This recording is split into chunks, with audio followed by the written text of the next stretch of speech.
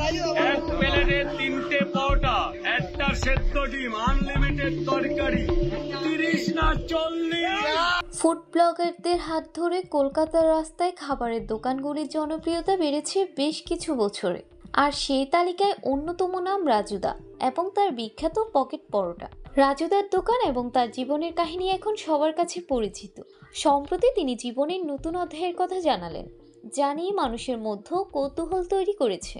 Viral রাজুদা তার Facebook page থেকে post করা একটি ভিডিওতে জানান তিনি এবার নতুন এক অবতারে ধরা দিবেন। ভিডিওতে তিনি বলেন, আজকে আমি কোথাও ইনভাইটেড আছি, সেটা হলো একটি ওয়েব সিরিজের জন্য। খুব তাড়াতাড়ি হইচইতে এটা দেখতে পারবেন। যদিও তিনি স্পষ্ট করেননি ওয়েব সিরিজটি কি আর তার গল্পই বা কি, কবে থেকে প্রচারে আসবে। তবে একটি কথা নিশ্চিত, রাজুদা সেখানে খালি হাতে যাচ্ছেন না, সঙ্গে নিয়ে যাচ্ছেন তার জনপ্রিয় পরোটা এবং আনলিমিটেড তরকারি। তিনি বলেন, পরোটা আর তরকারি নিয়ে যাচ্ছি, সঙ্গে কাঁচা লঙ্কা, অ্যাপেল, পেঁয়াজ এবং সেদ্ধ ডিমও থাকবে। দহ চত্বরে এবং শিশির মার্কেটে পরোটা বিক্রি করেন তিনি। 20 টাকায় 3টি পরোটা এবং আনলিমিটেড তরকারি দেন, যার জন্য লাইন দিয়ে দাঁড়িয়ে থাকেন বহু মানুষ। এবার সেই জনপ্রিয়তা যে আরো বাড়তে চলেছে তা স্পষ্ট।